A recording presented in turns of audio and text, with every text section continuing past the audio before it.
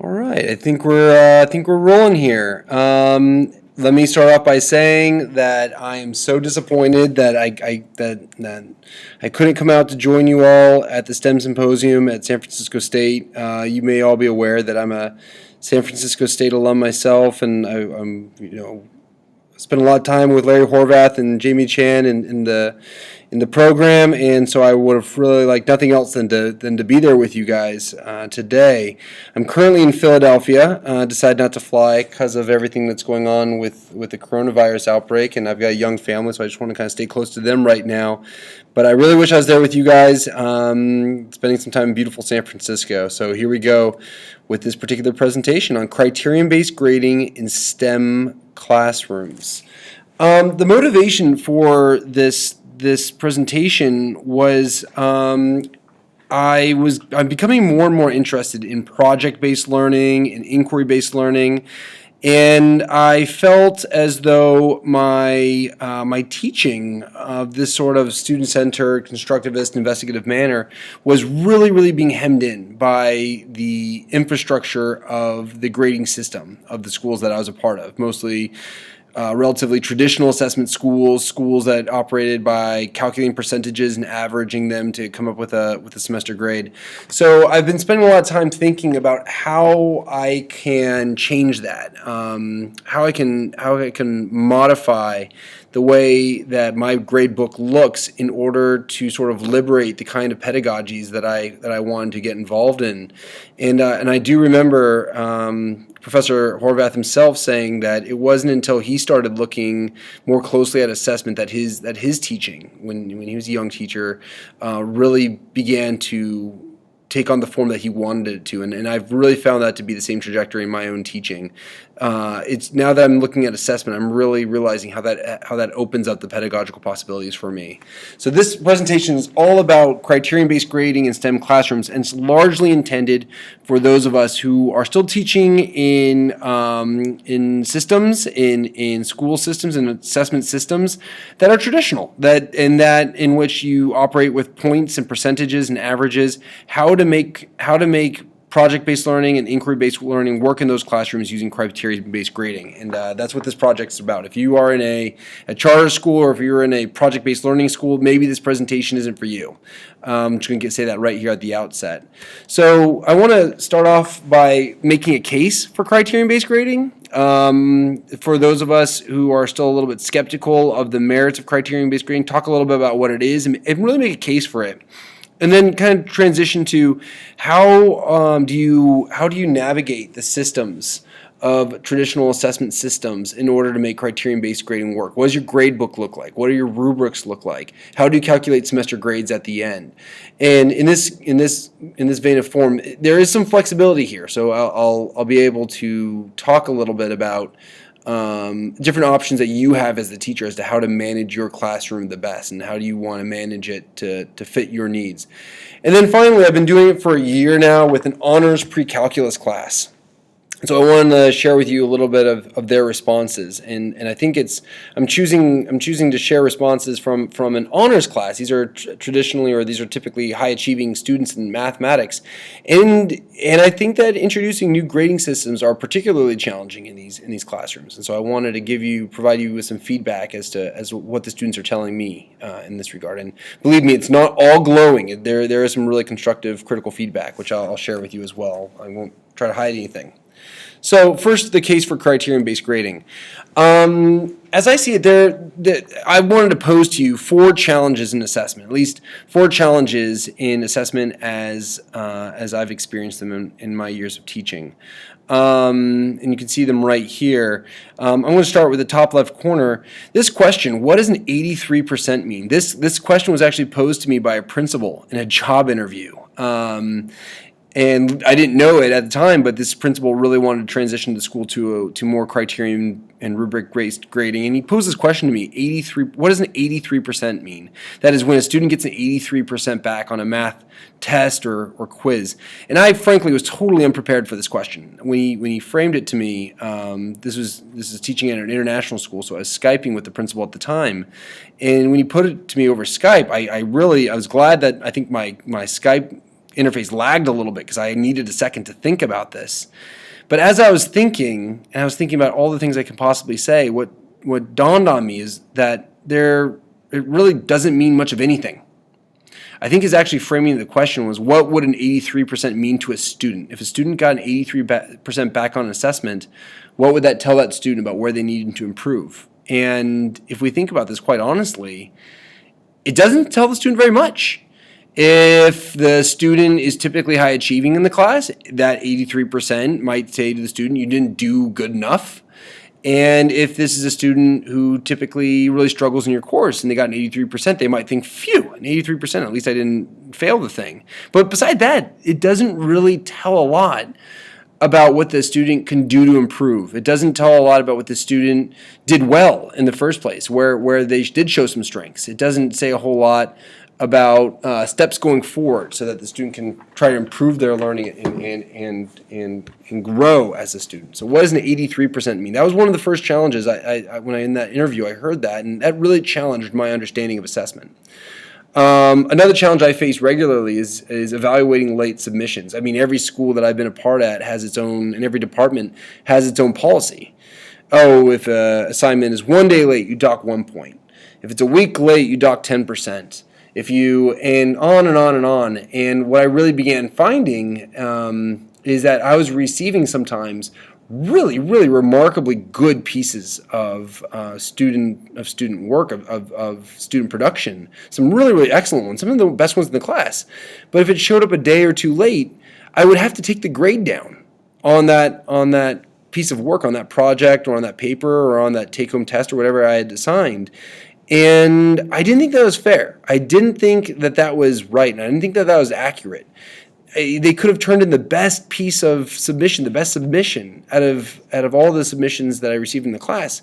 But because it came in a day late or 2 days late, instead of getting that A that it deserved, maybe it qualified for a B plus. And I really think that distorted the value and the quality of the work that student was producing. And I also really struggled insofar as sometimes those students I'd be submitting the work late, sometimes they had extenuating circumstances that didn't qualify for an extension per se, but I just kind of knew in the background. Maybe I knew that student's family situation a little bit, or maybe I knew that some of the personal challenges the student was dealing with.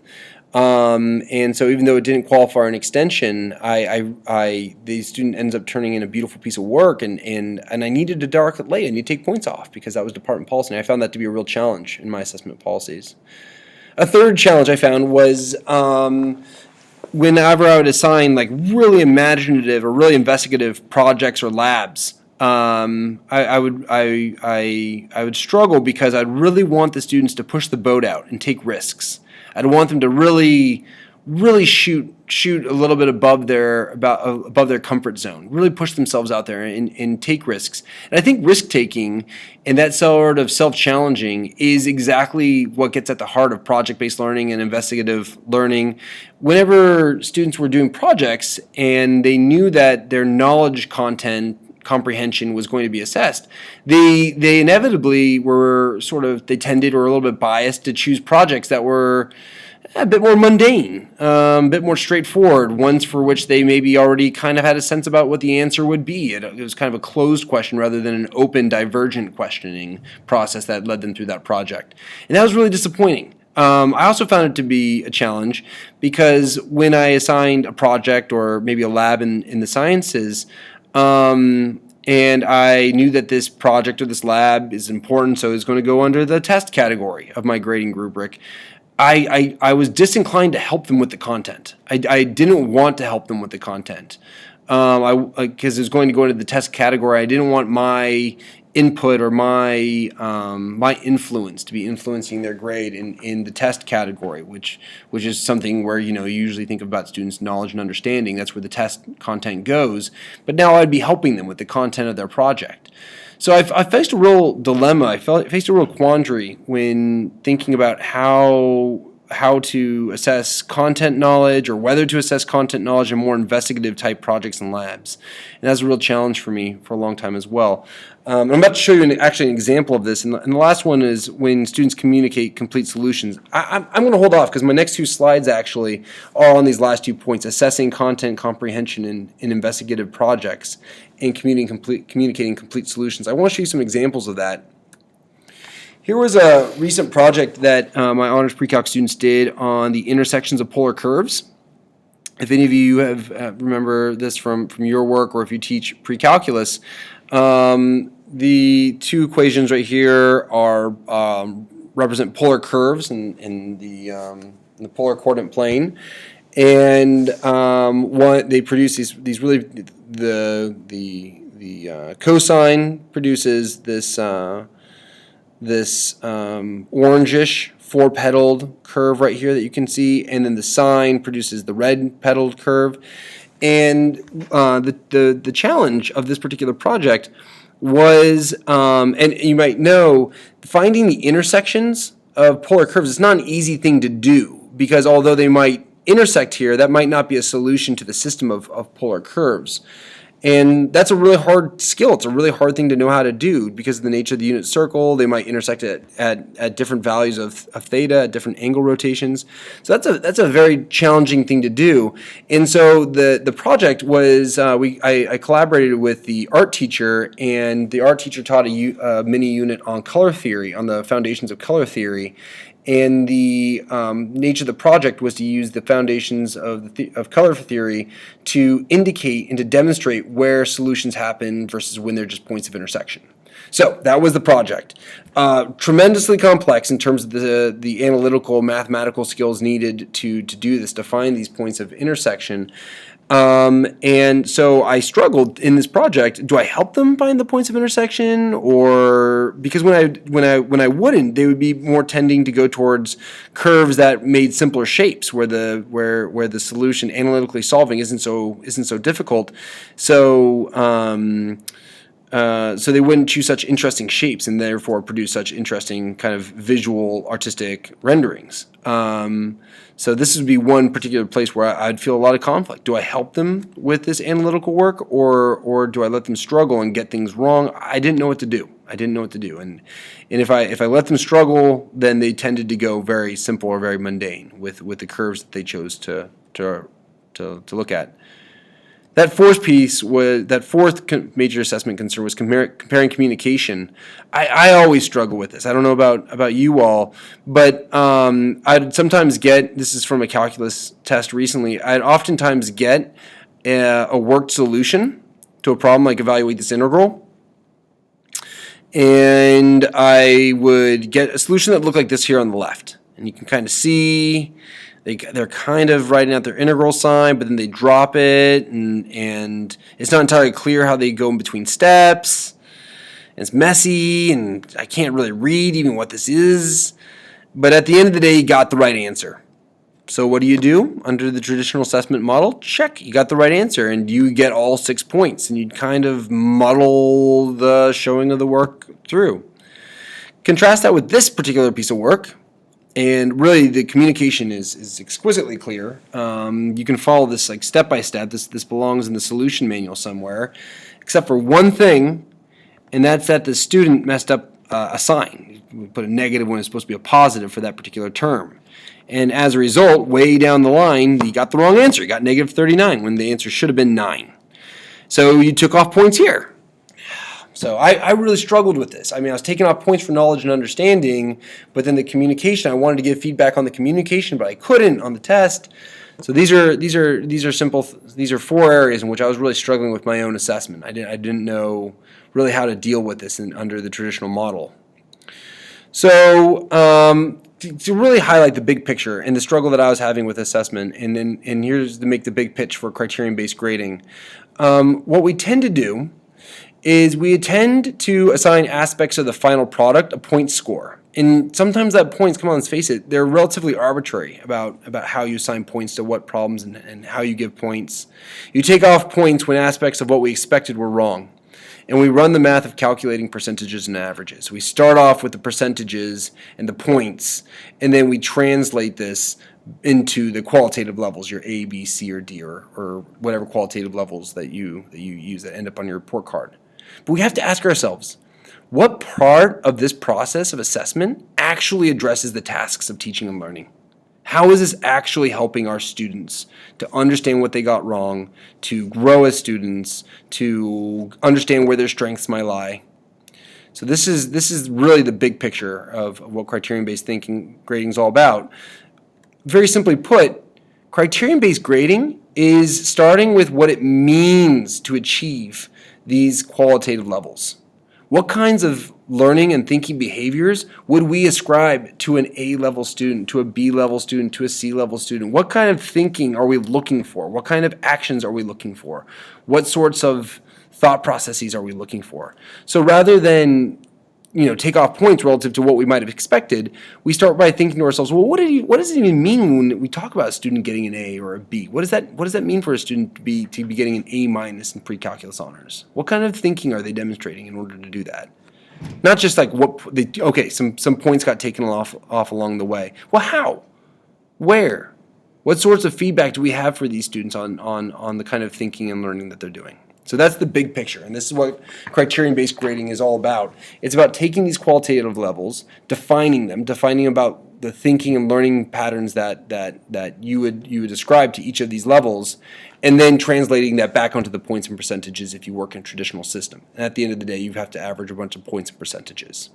So that's the project. That's the idea. And here's how it goes. And this is how I'm going to make my pitch for how I've done it, and maybe you guys can take something from it if you find it worthwhile. So when I looked at my grade book, I frankly saw 4 assessment domains throughout most of my time teaching. I saw the fact that I had tests and labs or projects, and then quizzes, and then homework. These were my assessment domains, and each of them would be worth a different weight. Maybe tests would be worth 30%, labs 20%, quizzes, and so on down the line. Right? So each of them were given a different weight, and then your tests were worth various points and that sort of thing. So this is how I saw my assessment domains. But if we want to, really get on board with criterion-based grading and give students the meaningful feedback that we think that they all deserve, the real question that we should be asking ourselves is, what are we actually assessing? What sorts of skills are we actually trying to assess? What sort of learning skills are we actually trying to assess? We're not just trying to assess content knowledge on a test. That's not it. What are we actually interested in assessing? And in my work, I broke it down really into 4 domains. I was really interested in understanding the students' knowledge and understanding. Like, how much knowledge content were they taking away from my classes? That sounds pretty familiar. That's something we have been doing anyway, and maybe disproportionately. How much are they actually taking away in terms of the content standards? But I was also interested in their investigation skills, and increasingly in 21st century education and for 21st century problems, this skill of investigation is going to become increasingly important. It's going to be increasingly important that our students tackle big, complex, open-ended, unpredictable problems and actually investigate it and pursue it and try to make sense of it. So I wanted to create room in my gradebook for investigation tasks. My 3rd domain is communication. I think it's very, very valuable that students learn how to communicate about mathematics and science accurately, use the right vocabulary, structure their written answers in a way that an audience member and an informed audience member can understand. I thought it'd be very, very important that we include this as part of our grading scheme, so that it's not just, hey, remember to show all your work next time, but that the students are accountable to it, and we can have the tool to provide some feedback on it. And finally, we do need to assess their learner skills. They are still middle school or high school students, and that we need to give them feedback on how they're learning, on the sort of work that they're doing. And so you can see that across these 4 learning domains, I have all of these traditional assessments kind of divvied up according to the kinds of thinking that they would demonstrate on a particular assessment. So for example, on an individual test, that would be the ideal assessment for me to assess students' knowledge and understanding. I can get a sense of what the student knows and took away of the content standards on an individual test. Same thing would go for a quiz. Maybe a short quiz, a short content quiz. Do they know how to factor? Do they know how to find the roots of a polynomial effectively? Do they know how to graph a rational function? That would be that would be things that I'd want to know that my students took away with them. But instead of putting this under a tests or a quizzes category, that's a bit redundant. I'm just going to put that under knowledge and understanding. And the real differentiating feature between a test and a quiz might be its size, or it might be the fact that on a quiz, what you're doing is looking for short, quick answers. But on an individual test, you might be interested in the communication. And so in my grade book, an individual test grade would pop up not only in the knowledge and understanding category, but also in the communication category. So I'd give a test a separate grade for communication. What this was allowed me to do is, for our earlier example, the student that got the answer correct, but I couldn't read his writing, couldn't make much sense of it, then they might get full credit for that problem in their knowledge and understanding. But in their communication, I might be able to give them some critical feedback about their communication, and that would show up in the grade book. That communication grade would show up in the grade book, according to a rubric. Likewise, that second student had stellar communication skills, so they would receive really strong marks for that, and could be celebrate their strengths. But the knowledge and understanding, I might point out the mistake that they made, and maybe I'd feel more comfortable assessing them down based on those small mistakes. You can see that a project or a lab could fit in all three of these categories. You're investigating. So that on a project or a lab, so it belonged in the investigation space. It'd be a new, complex, a big, open-ended problem. So it would make sense to assess it according to the investigation that the students conducted on it. They might do a lab write-up or a project report, and so you can assess the communication of that lab write-up or project report. And finally, if there's deadlines to meet, if there is teamwork, for example, teamwork on the project or the lab, that might be a learner skill. Teamwork and collaboration might fit under a learner skills category. Notice that there's no room in the traditional assessment domains for teamwork and for collaboration, but we as teachers, I think, are increasingly prizing this element of student learning. Here, it would be celebrated under a learning skills grade. You can see down here homework, and homework belongs in the learning skills. I've long believed that homework has no place in a knowledge and understanding space. One, for just fairness reasons, a lot of students, they might have tutors or older siblings or parents who can help them out with homework, provide the answers. And two, I mean, let's face it, I think sometimes that, we're worried about, students cheating to get the answers on the homework. By categorizing on the learner skills, then you're totally doing away with that concern. That the homework somehow reflects their knowledge and understanding. Instead, the question is, hey, did they turn their homework in on time? Is their homework neat and organized? Are they exhibiting maybe metacognitive skills that you'd require for them to get an A or an A+ on that homework assignment? Maybe a reflective write-up at the end of that homework assignment. I'm a huge fan of team tests. I teach from curriculum that strongly encourages the use of team tests. But team tests, they're working in teams, so that would not be a good use of an assessment under the knowledge and understanding category. Instead, the team tests, the problems are designed to be a little bit above the student's head. They're going to have to think out a little bit creatively and a little bit outside the box on these team tests. So that would be a very good investigation score. And then, of course, it's a team test, so you would want to be assessing collaboration. So you'd want to maybe give them a collaboration score. And then finally, if you employ journaling, I think that's a really great pedagogical tool, the use of journals, and that you might assess on the learner skills as well, according to rubrics.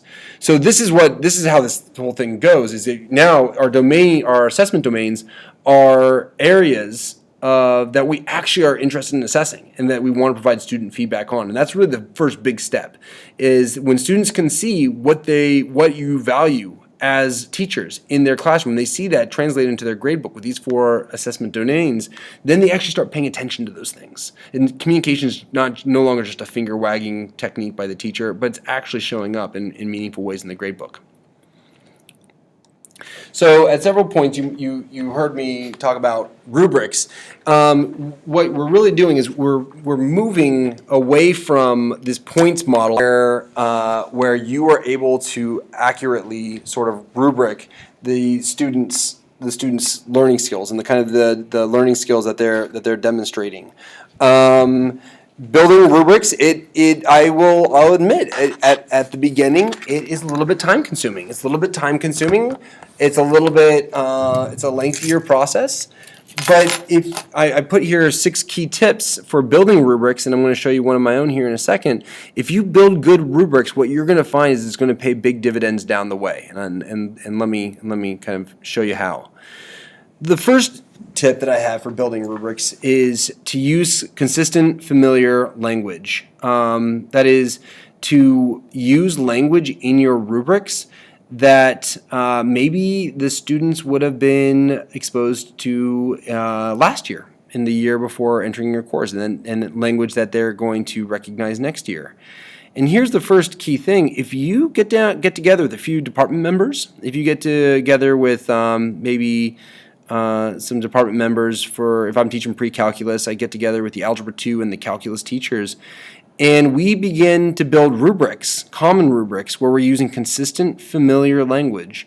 One, what we're doing is building a rubric that will pay off, not just for 1 year in my class on one project, but across the entire class, and not just across my entire class, but across the entire, maybe vertically, across multiple years of high school. I only build one rubric per assessment category. So for investigation, I built an investigation rubric.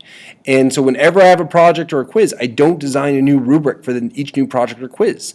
I use language that's familiar but general enough that it can be applied to any project-worthy complex problem that the students might face. So I only build one investigation rubric. I will build really just one rubric per assessment domain. And then I use that for every single assessment in that assessment domain. So students get lots of exposure to it. They really become aware of the sort of expectations I have for them in the course on the various learning domains. Next point here is focus on learning skills rather than outcomes. I see a lot of teachers write rubrics, and it is really just housekeeping items, like, make sure you double space your paper, or make sure that the margins are just such, or use 14 size font, or make sure you include 5 colors in your presentation. That's really, I don't think that's really effective for really transforming the kind of teaching and learning that you want to have happen in the classroom. Instead, focus your rubrics on the learning skills rather than the outcomes. Also, by focusing on learning skills rather than the outcomes, what you'll realize is you can use that rubric, like I said a few minutes ago, across multiple different assessments, across multiple different projects. Because each project, the product is going to be specific to that particular project. If you focus on the learning skills are what's going to be common to all investigation type assessments. The learning skills is what's going to be common to all team tests. The learning skills is what's going to be common to all homework submissions. So in building your rubrics, really focus on the learning skills that you want to achieve rather than the outcomes. Third is it's really important to gather student input and feedback. Really, you've got to include them as part of the process. You might use a rubric that you used the year before, but share that with them. Gather feedback about it. Enter into lots of conversation with them about it. Get their thoughts. Explain to them your thinking about why you included certain aspects or elements in the rubrics. What you'll find is that if you do this over the course of a year or two, maybe 3 years, then students don't have much new to mention. If you do this really diligently with your colleagues for a year or 2 or 3, by the time that 4th batch of students rolls around, they look at it and go, yeah, that sounds pretty good. Because frankly, 3 other classes of students have given feedback on that. In sharing with your new group of students the rubrics that you might have used last year, you might even just say that. You might even said, students last year helped me to design this. What do you guys think? What do you think about what they valued in terms of their communication skills or their investigation skills or their learner skills? But it's very important to gather lots of student input and feedback. And to that end, I give lots of assessments in August and September, but very few of them actually end up in the grade book. This is nice because the students don't feel any pressure to perform well, that they know will go into the grade book. So they're operating with their skills that they have rather than out of a sense of out of pressure or duty to get good grades. It gives you the opportunity to assess your students and try to figure out where they're at. It gives you the opportunity to throw some really, really challenging problems at them to try to test their limits. It also gives you the opportunity to throw some relatively straightforward skills-based questions at them and see how well they can do on that without feeling you're watering down your grading book or you're giving them too many easy assessments. So in September and October, do lots and lots of assessments, but I don't think any of those assessments should end up in the grade book. Every single assessment should be an opportunity to talk about the rubrics, to come back to the rubrics.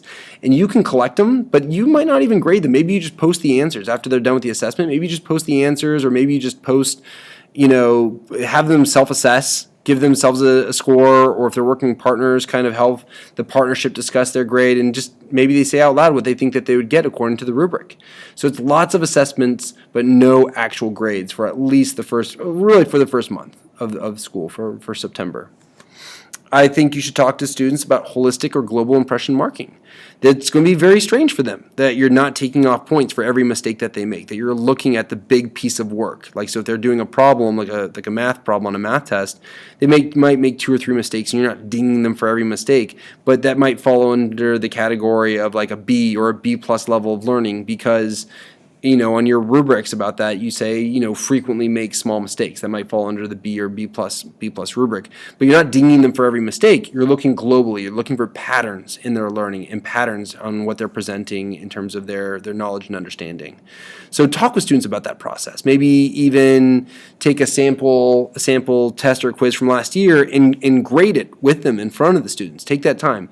That time is not time poorly spent. It will pay hugely down the road when in February and March, the students feel on board with the system, they feel on board with the way you do things, they know you're being transparent, they have a good sense about how you're doing it, and it'll save you time and energy, maybe arguing and nitpicking over a point or grade later on down the road. And finally, and this is, I need to kind of point the finger back at myself and say I'm very often way too wordy in terms of what I write in my rubrics, but don't overwhelm with words. Really try to keep it succinct. Really try to make it clear what you're trying to get out of them, but try to do so in a very succinct way. That's really important for building out these rubrics. Don't overwhelm them with words. And then, of course, with that said, here, let me show you one of my sample investigation rubrics. Yeah! Lots of words. I know. This is a place where I need to do better myself. I really need to try to tone this down. But here's one of my rubrics. This is a sample investigation rubric that I've used before in the past. You can take a second to look at it. I'm really interested with my investigations in 8 areas. And if you look at these 8 areas, I'm hoping that many of you who are teaching in the Common Core, they look familiar. They are the mathematical thinking practices. I think the Common Core gave us a really amazing template from which to think about that what does mathematical thinking look like? What does investigative mathematical thinking look like? And I think it looks like all these things. Making sense of problems, breaking them down into subtasks and some problems, drawing inferences, building connections between concepts, algorithmic thinking, using mathematical representations, make thinking process clear, consider and strategically choose, construct arguments, critique the reasoning of others, and of course persevere through the challenges. Those are the eight things that I'm really looking at. Now, what I added to this is, and I'm not entirely thrilled with it, I'm always looking to improve, but what I've added to this is these ideas that, like, in order to score an A or an A minus or a B plus or a B, that you're doing both of these things, not or. I'm using descriptors to say, okay, what kind of inferences am I looking for? If they're, students are going to draw some obvious inferences, but they're also going to draw some really insightful ones or some really creative ones. It allows me to use words like creatively and purposefully, but basic. For my inspiration using these words, I drew a lot from International Baccalaureate rubrics, especially in the areas of theory of knowledge, the theory of knowledge, internal assessments. I borrowed a lot of these words from that. And you don't have to use these words at all. You can find your own words. Better yet, get together with your department members and find words that you guys all sort of agree on, and then have students contribute to that. But this is how I began to build out an investigation rubric. I really just begged, borrowed, and steal from all these different elements of the teaching experiences that I've had. And of course, down here through the middle, like I make sure to note that if you are going to get an A or an A minus, you need to be showing the skill independently and consistently. Maybe with the B, you're showing some minor support with this, or maybe some major support, or if you're really having to work with them a lot, some exclusive support. So you're going to have to get together with your department members and figure out how your qualitative scores, and they don't need to be A through B, by the way. They don't need to be A, B's, and C's. They can be smiley faces. Oh, excuse me. Smiley faces, stars, exclamation marks, whatever qualitative sort of marker that you indicate. It could be that. I work in a fairly traditional school, so I'm still using A, B, C's. But I've sort of broken it down this way. So this is how I'm kind of working. I wanted to show you guys this sample investigation rubric, and I'll be happy to make all of my rubrics available so you can copy from them and change them around and however you like. All right, so now we're kind of getting to the part now where you've had your assessment. It's a good assessment. It's really stretched the students. You understand what assessment domain it belongs in, knowledge and understanding, or investigation, or communication, or whatever. You've applied your rubric to the particular assessment that you've done, that you've given the students, and now you've got to enter this score into the grade book, and you've got to calculate the semester grades. So you kind of face a little bit of a decision chart, and it's really going to be your decision about how you want to take this. I think there's a lot of freedom and a lot of flexibility in this regard, but I think chief among this is you've got to pay attention to the context of your school. You can't just drop on the students or on your colleagues some really radically progressive program without understanding who your constituencies are. Are they ready for something like that? Are they, you got to remember from the student's perspective, these grades are high stakes. If you're teaching juniors and seniors, they might be thinking about life at college or life beyond high school, and these grades can be high stakes. So you've really got to think about the context of your school. And if you're kind of working in a more traditional space, ones that calculates from points and percentages, and you convert the levels to percentages, I've got kind of two tips as to how to approach criterion-based grading in that regard. And then if you teach in a more maybe a more progressive school on the issues of assessment, a project-based learning school, I have some advice about using criterion levels. But let me kind of break this down. I'm going to do traditional first. So if you're at a school where you have to average percents, where that's at the end of the day, the percentage goes in the grade book, and that will eventually get averaged. I'm going to reference early to that earlier slide. You don't start with the percentage. You start with the qualitative level. You start with the indicator. You start with the rubric. Then you think about it according to the bandwidth in your grade book that all constitute that particular qualitative score. Like at my school, for example, if a student currently scores anywhere between a 90 and a 92%, they get an A minus. What I'm proposing we do is we flip that. We talk about first, what does it constitute? What does it mean to get an A minus? What does it mean to demonstrate A minus level thinking on an assessment? And then we translate that into the percentage. For me, and I think that you might need to warm up to this at my current time, because this is very new at my school. I think I might be one of the only teachers doing this. I give them the top of the bandwidth. So if they demonstrate A minus level thinking according to my rubric, I give them a 92% in my grade book. They get 92% of the points available. And that's how I do it currently. I'm thinking about changing that. I think that that might be a little bit too much grade inflation, or that might be going too high. I think next year I might be going for a 91%. I don't think I'd ever go down. If a student demonstrates A minus thinking, I don't know. I don't think I'd ever give them a 90% in the grade book. But then what you can see is when you average the percent, they get some 92s, they get some 90s, they get some 91s, they might get some 89s or 88s, they might get some in the B plus range. Then at the end of the day, your grade looks exactly like it would have. They have a percentage at the end, and that percentage then would be translated back into a qualitative score that would go on to their the transcript or whatever. But the key thing for you and the key thing for me as teachers is that we first define what does an A minus mean, what does it look like, and then we take it over into these percentage bandwidths.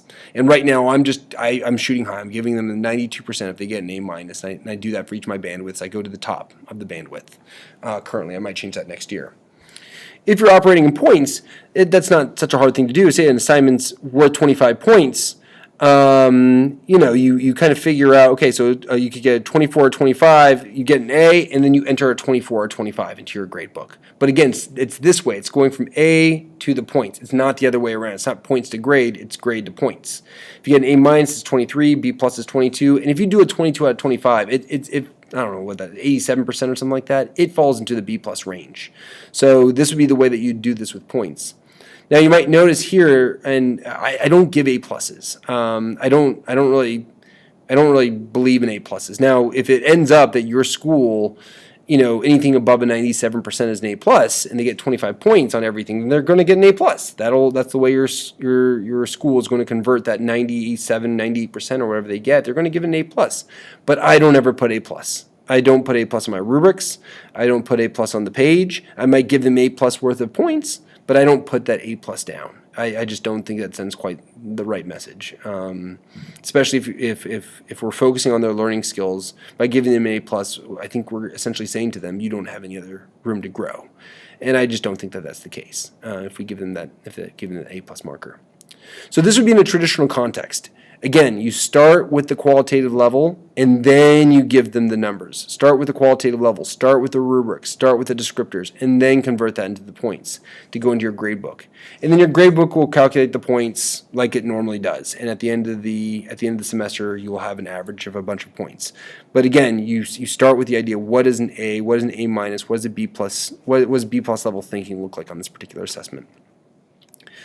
Now, if you are able to convince someone of this and to move to like a real criterion-based system where you're not averaging percents at the end of the semester, you can begin thinking about giving the final grade based on trends. And here I show, like, if this is a bunch of investigation assessments. Let's see, I have 1, 2, 3, 4, 5, 6, 7. They took 7 investigation assessments over the course of the semester. Maybe some team tests, maybe some projects, maybe some labs, whatever. And over this time, at the beginning of the semester, they had a B, then they had a rough one, they had a C plus, then a B, and then they're getting better. Maybe they're coming to see you outside of class. Maybe they are working better in their groups and showing better investigative work, and you end up with this trajectory. What grade do they get at the end of the semester? Now, an average would have converted each of these into a percentage or into points, and they would have averaged these things all out. And what we would find is that this B and this C plus at the beginning of the semester would average exactly the same as the A minus A and A minus did at the very end. Now, many proponents of criterion-based grading, myself included, don't know if that should necessarily be the case. That the scores that they get maybe the first weeks of September or the first week in October is representative of what they achieved at the end of that first semester, at the end of December, at the end of January. If this is what they're doing at the end of January, why isn't this what they were able to achieve at the end? Why does that B or that C plus or that B, how are those grades? Do those grades really matter in the scheme of things? Maybe they were snapshots of those moments in time, but if your semester grade is a snapshot of your student at the end of the semester, and many people think it should, myself, I'm very sympathetic to this argument, then at the end of the day, maybe it's only these last 3 scores that really matter. Especially if you're employing curriculum or assessments that spiral or that incorporate problems that students have seen throughout the entire course of the semester. Maybe 60% of the material is material they've seen before, 40% new. Then these last few scores would have reflected a lot of this learning that they did back in September and October. So what does this B and C plus really mean at that stage? Not a whole lot. It's really this A minus and this A and this A minus that really came to define the student towards the end of the semester. So if I looked at my grade book and I saw the investigation domain and I saw A minus, A minus, I think I'd give the student an A minus. I think that's really what this kind of student has demonstrated as a global picture and as a trend of where that student was going. And I just show you one of these. Of course, you can kind of play around with grade trends and think to yourself about about difficult situations and maybe talk to colleagues. And if you're doing this with a couple different colleagues, it's always great to show your colleague your grade book and say, hey, what would you give this student, given their trend and given their patterns here, and get some feedback on that to kind of have some moderation on it, or some collaboration, and to moderate each other's grade books. That's only going to be a healthy thing. But this is a really cool way of going ahead and calculating grades. And it makes a lot of sense when you begin thinking about it. Why should the averages from this B and the C plus really have much of an impact of where the student ended up at the end of the semester? Okay, that pretty much wraps up what I wanted to get across to you guys. It pretty much wraps up how to, again, I didn't provide a whole lot of information on what constitutes a good project, how to do good projects. Really, the focus of this presentation is that you want to do more projects in your classroom. You have really good content for projects. You have really good prompts and problems for projects and labs and tests and other such things. And you want to convert all of that good work into a traditional grade book. This was really what this presentation was all about. And now I just want to provide some student feedback on this. You can see that I asked my class of 20-something kids, 27 students, I really wanted to know, relative to past classes, how well did they feel like the grades they earned on assessments accurately reflected their performance on that assessment? And I felt very positively about this effect, that 22 of the 27 students felt as though the assessments and assessment strategies that I've been able to issue to students really reflected their performance in the test. I think that was the fairness component. They felt like these assessments were fair, and they felt like they were graded fairly. I was really curious to know, relative to past math classes, the extent to which they felt like their skills as a person, curiosity, creativity, empathy, reflection, inquiry, were recognized and appreciated in the class. And you can see this was overwhelmingly positive. And I see no reason for that other than the fact that for the first time, I'm including that in my grade book. I'm communicating that these skills are important to me, not just by telling them this, but by actually giving them quantitative feedback on it in the form of their grades. This is an area that I would really like to improve myself. To what extent do you feel like the students have had a voice? The student has felt like they had a voice in shaping the rubrics and the assessment criterion. I think I could do a better job at that. I do. I think even with my September away from entering grades into the gradebook, I think I could have done a better job with that. I'm looking forward to improving on that in the future.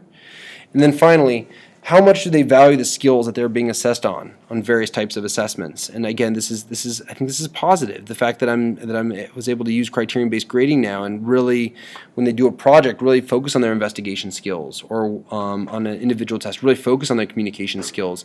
It's been good to see that they also value these elements of their assessments, and that the feedback that I'm providing on that. Just want to show you here, for some reason some student didn't fill it out, but how much do you like the criterion-based grading system? You guys can do the math. I don't know what 7% of 26 is. Maybe that's 2, but overwhelmingly students like it. Students like it. They like it. I just want to ask them very simply, do you like this? And they're kind of saying they are. Do you enjoy specifically the investigation, assignments, and inquiry-based nature of the class? And they are. They are to a large extent.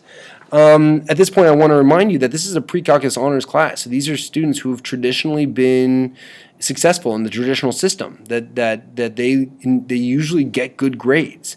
And so changing the grading structure for them was hugely anxiety-provoking. They were very, very worried about this. They are a great group of students, but there are transactional elements to their talking about grades.